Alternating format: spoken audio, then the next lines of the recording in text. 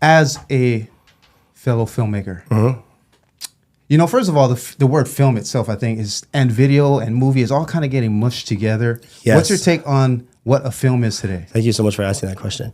I don't think anyone should be allowed to call themselves a director, a writer, a producer, unless you've made a feature film. You need to own and earn that. Like, you guys have made legitimized documentaries on the level of broadcast, so you can call yourself a television director, right?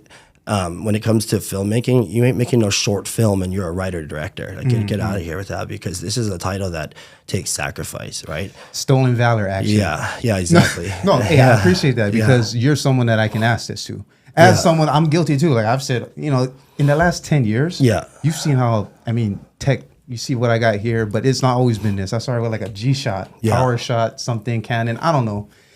But in from that time, in like 2010 to today, labels change, tech changes, and so I'm like, I don't even know what the fuck I am. You guys are both producers. Yeah. I think we all connect on the creative act. That book is literally right here in the room. Like, that landed with all of us. So we create. It doesn't matter the tool. Yeah. You yourself call yourself somewhat of a tool being used, a paintbrush. Yeah. I hate the word videographer. I hate the word filmer. Don't call it. What do you? Yeah. Producer.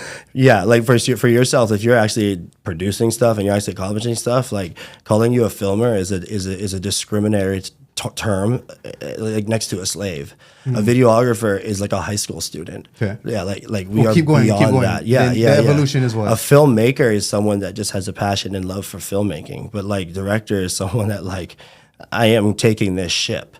I've watched so many people step in the director's seat and just crumble. Where? On projects I've worked on, short films, on feature films, actors that think they're directors until they have responsibility. A director is not telling people what to do, which people see you doing. Director is like, what are they going to eat? How are we going to shoot this scene? What time are we going to shoot this scene? What lens are we going to shoot this scene? What crew am I going to use? How am I going to do this? How do I fit it into the scope of the narrative and the arc of the film? How do you adjust on the fly to make sure that you have enough in post to re-edit that thing? Where are these people going to live? Where are these people? How are they getting to work? How are they getting paid? Like, all of those things are going on every second of your life. But see, I wanted to see, this is the main, I had like, man, I got like one question, but it kind of opens, you can unpack it into a whole fucking podcast if you want, but like, since I got this opportunity now, like, just like you said, the director's doing a lot of things, right? Sort of the captain of the ship, and there's a lot of crew, right? Everyone listens to what the director says. Well, the producer's the actual final boss. So there's two captains, or there's producer. If the director's a producer, then he is equal, but the producer is the final boss. Yeah. I kind of want to say, wait, name some producers and or producer directors right now that you think are killing the game? Christopher Nolan, Denis Villeneuve. Obviously, like George Lucas, James Cameron, the OGs. Yeah, Spielberg. They're all producers. How do you feel about Sinners, Coogler? Who? Sinners. Who's that?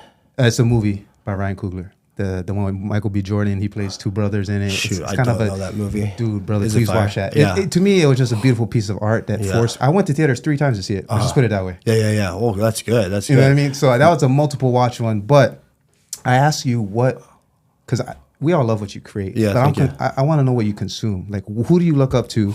And then, even if you don't say Nolan, for example, from your point of view,